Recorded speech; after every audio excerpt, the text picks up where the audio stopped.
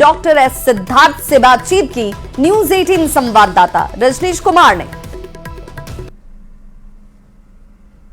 शिक्षा विभाग के एसीएस डॉक्टर एस सिद्धार्थ लगातार एक्शन में हैं और स्कूलों का निरीक्षण भी कर रहे हैं और किसी को पता भी नहीं चल रहा है कि एसीएस खुद निरीक्षी पदाधिकारी बनकर आए हैं। लेकिन इस बीच भौतिक रूप से न सिर्फ स्कूली व्यवस्था का निरीक्षण करते हैं बल्कि कई चीजों को इन्होंने बारीकी से देखा है, जिसमें आप देख सकते हैं कि टीचिंग लर्निंग मटेरियल भी है, जिस मटेरियल को लेकर जो है अब इन्होंने एक नई पहल शुरू की है। यानी जो शिक्षा विभाग की तरफ से मापदंड तय किए गए हैं, जो निर्धारण किया गया है, उसके आधार पर अब सभी प्रखंडों में यह वितरण हो रहा है कि नहीं, इसको लेकर इन्होंने क्या प्रयोग किया है, क्या पहल की है, सीधी बातचीत करेंगे। साथ ही किशनगंज जिले में जो है अब ऑडिट होगा, यानी स्पेशल ऑडिट कराने की भी जो एक तरह से अब इन्होंने अब शुरुआत की है। जरा बातचीत करेंगे। सर, क्या लग रहा है कि आप जब से ज्वाइन किए हैं कुछ न कुछ नया प्रयोग और बड़ा एक्शन लिया? कोई नया एक्शन नहीं है। जो सरकारी व्यवस्था है और जो सरकारी नियम है उसे लागू करने का प्रयत्न किया जा रहा है। कोई नया एक्शन नहीं है और कोई नया डिस्कवरी नहीं है। और जैसे आप देख रहे होंगे कि ये करीब इलेक्शन से पहले खरीदा गया था और स्कूलों में वितरण अभी इलेक्शन के बाद शुरू हुआ है। और हम लोग यही चेक कर रहे हैं कि जो सामग्री विभाग ने उस समय दो तीन महीने पहले जो मापदंड तय किए हैं, जो स्टैंडर्ड्स तय किए हैं, जो अप्रूव्ड सैंपल हैं, वास्तव में वही स्कूल में पहुंच रहा है। क्योंकि बहुत 80,000 स्कूल हैं जी, तो इतने दूर दराज में एग्जैक्टली यही सैंपल जा रहे हैं। उसी का मैंने जांच के लिए बुलाया है और मैंने ये कहा है कि 534 जो अंचल हैं, ब्लॉक्स हैं, उसमें कम से कम एक सेट नमूना वेरीफाइड और अप्रूव्ड जो होगा वो रहेगा। और कोई भी व्यक्ति इसको मिलान कर सकता है कि वास्तव में ये सैंपल जो है, यही सैंपल बच्चों को बांटा जा रहा है। कल आपने स्कूल में जब निरीक्षण किया तो आपने क्या पाया? मैंने देखा बड़े अलग अलग तरीके थे।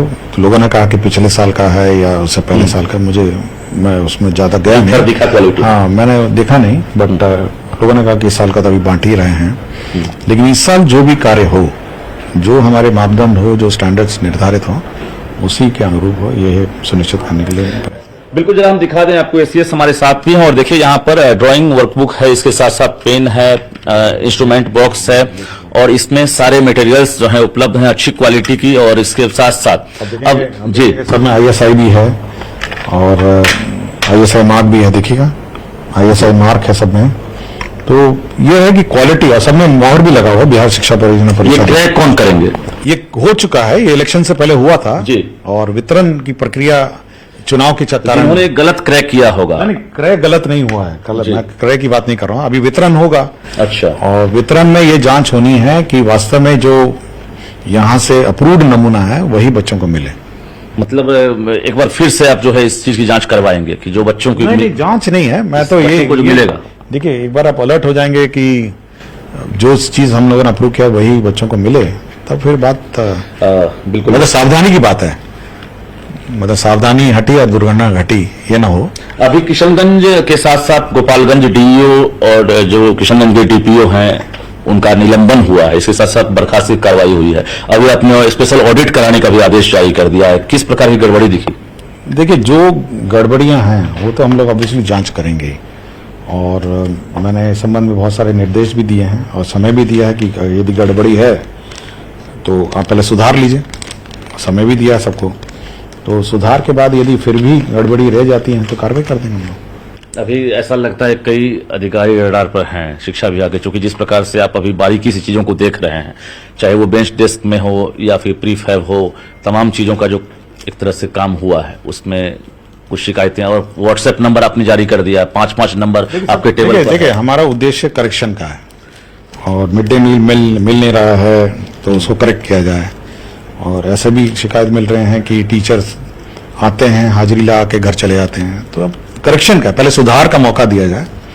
और रोज कम से कम 50-60 तो कंप्लेंट आते ही हैं, तो सुधार का मौका दिया जाए पहले। व्हाट्सएप बल लग रहा है कुछ, मतलब कारगर, बहुत अच्छे कंप्लेंट्स आ रहे हैं और मिड डे मील के बारे में आ रहे हैं, अटेंडेंस के बारे में आ रहे हैं, शौचालय के बारे में आ रहे हैं, तो सभी आयाम के बारे में आ रहे हैं। तो हमारा ये है कि पहले सुधार हो जी, शिक्षा व्यवस्था में सुधार हो और जो सरकार का जो उद्देश्य है, सरकार का जो विजन है, माननीय मुख्यमंत्री का जो विजन है, वो कम से कम क्षेत्र में दिखे, शिक्षा के क्षेत्र में। एक जानकारी चाहिए कि जिस प्रकार से ऑनलाइन अटेंडेंस को लेकर आपने एक नया प्रयोग किया है, लगभग कई जगह से जो है ऑनलाइन अटेंडेंस बन भी रहा है, लोगों को डर है कि हो सकता है अटेंडेंस ऑनलाइन ना बने तो वेतन अवरुद्ध हो जाएगा, उसको लेकर क्या कहेंगे? देखिए, आपको आश्चर्य होगा कि आज के दिन 92% स्कूल ने अटेंडेंस लगा दिया है, 92।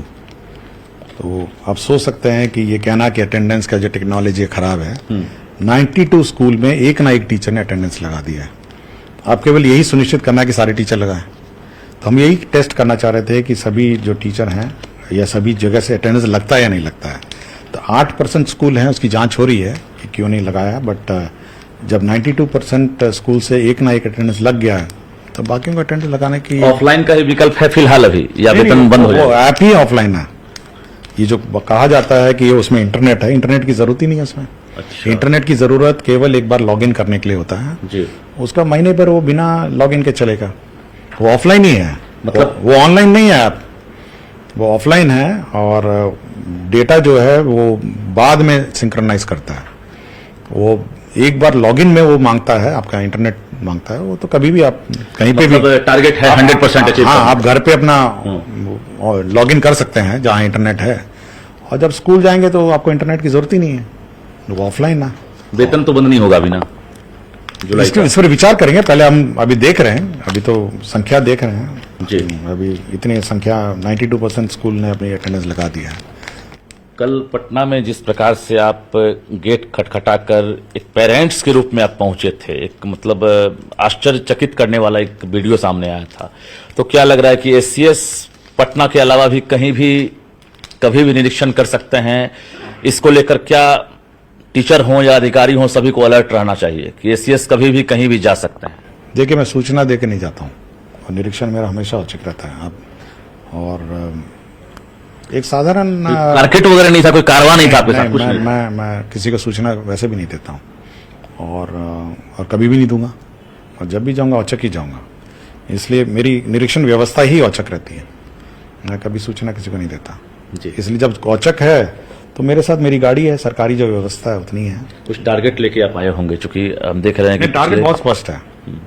टीचर समय पे स्कूल जाएं, पढ़ाई अच्छी हो, बच्चे अच्छा पढ़ें, पेंटिंग, सिंगिंग, ड्राइंग, आपका स्पोर्ट्स में अच्छे रहें और टीचर भी एंजॉय करें और बच्चे भी एंजॉय करें। बहुत सिंपल मेरा उद्देश्य है। और हमारी सरकारी जो व्यवस्था है वो इसी को सुनिश्चित करने के लिए, मतलब ऐसा नहीं है कि हमारी सरकारी व्यवस्था अन्य कोई काम नहीं करे, बस ये सुनिश्चित करने के लिए। और आने वाले समय में कुछ नया तो कोई नया नहीं। ये पिछले मतलब सदियों से ये चला आ रहा है कि टीचर को समय पे आना है, टीचर को पढ़ाना है, समय पे आना है और समय पे जाना है। वीसी वगैरह हम देख रहे हैं, सिस्टम तो आपके यहाँ है, लेकिन धीरे धीरे उसमें अब जो है वीसी तो बंद कर दिया हम लोग। वीसी अब नहीं कर रहे हैं। नहीं। अच्छा, वो जो केवल मंगलवार को डिपार्टमेंटल वीसी होता है जो डिपार्टमेंट पदाधिकारी करते हैं, और मेरा सप्ताह में एक घंटे का वीसी होता है। जैसे आज डिपार्टमेंटल कर रहे हैं तो वैसे वो अपना कर रहे हैं। मैं यही देखना कि आज हाई कोर्ट के ऑर्डर रिव्यू होता है, आज यूसी होता है। अधिकारियों से क्या कहेंगे, खासकर जो प्रखंड लेवल के हैं, जिला लेवल के हैं, क्योंकि कई शिकायतें लगातार मिल रही है फिक्सेशन के नाम पर, इसके नाम पर। तो बहुत सारी चीजें हैं जो भाई फिक्सेशन नहीं करेंगे तो पैसा देना होगा, ये बहुत सारी चीजें हैं। तो ऐसे ज्यादातर ज्वाइन कर लिए हैं और तकनीकी रूप से बहुत मजबूत हैं, डबल पीएचडी हैं, IITN हैं, सिर्फ IAS नहीं है। तो इसका कुछ फायदा जनता को? भाई, अब लोगों को ये मतलब शिकायत नहीं आनी चाहिए, और मेरे शिकायत प्राप्त करने का बहुत स्रोत है। मतलब ऐसा नहीं है कि कोई मैं सरकारी व्यवस्था से प्राप्त हूँ, बहुत सारे स्रोत हैं, बहुत पब्लिक है, रोज मिलती है। तो मोबाइल भी है, कॉल सेंटर भी है, चलते चलते कोई भी बोल देता है। तो इसलिए ओपन कार्यालय है। और कुछ टारगेट अभी बहाली वर्क कोई टारगेट सरकार ने निर्धारित किया अभी जो सरकार। एक साथ कई पद पर हैं आप, तो क्या लग रहा है एक बड़ी चुनौती आपके लिए भी होती होगी कि यहाँ भी स्मूथली काम करना नहीं है? मैं तो बहुत बार रहा हूँ, ऐसे कोई पहली बार नहीं कि मैं अनेक पद पर ना रहा हूँ। स्मूथली काम चल रहा है, चल ही रहा है। दिख नहीं रहा है आज बैठ के मैं पेन और पेंसिल मिलान कर रहा हूँ, होता है। और ये मैं जो बच्चे देख रहे हैं आपको, जो टीचर सुन रहे हैं, उनसे क्या कहना चाहेंगे? कई सवालात हैं, अगर आप इजाजत दें तो। बहुत सिंपल है कि पूरी व्यवस्था में बच्चा सबसे मोस्ट इम्पोर्टेंट मतलब स्टेक होल्डर है, ठीक है ना। सबसे पहला स्टेक होल्डर बच्चा है। और मैं बार बार कह रहा हूं, ये शिक्षा विभाग सरकारी व्यवस्था का विभाग नहीं है, बच्चा है इसका सबसे इंपॉर्टेंट स्टेक होल्डर। उसके बाद टीचर आता है और उसके बाद जो स्टेक होल्डर बनाइए, लेकिन सबसे पहला बच्चा है, उसके बाद टीचर है। 2-3 चीज पर मुझे लगता है कंप्रोमाइज आप नहीं करेंगे, बच्चों की पढ़ाई से, टीचर की टाइमिंग से और टीचर का क्वालिटी ऑफ एजुकेशन से, चौथा समय पर सैलरी और corruption at block and zero tolerance. Zero tolerance. बिल्कुल, तो हमारे साथ शिक्षा विभाग के एसीएस डॉक्टर एस सिद्धार्थ थे और इन्होंने बारीकी से जानकारी दी है कि इनका लक्ष्य क्या है, कैसे अभी प्रयोग कर रहे हैं। दूसरी बड़ी बात है कि इन्होंने इशारों में अधिकारियों को और शिक्षकों को भी एक तरह से चेतावनी दे दी है कि हम कहीं भी कभी भी जा सकते हैं, इसको लेकर हम किसी को जानकारी नहीं देंगे, हमारा जब भी होगा औचक निरीक्षण ही होगा। कैमरामैन सुबोध के साथ रजनीश कुमार, न्यूज 18 पटना। और इस वक्त बड़ी खबर आ रही है झारखंड से, जहां पर हेमंत सोरेन की झारखंड के मुख्यमंत्री चंपाई सोरेन से मुलाकात हुई है। करीब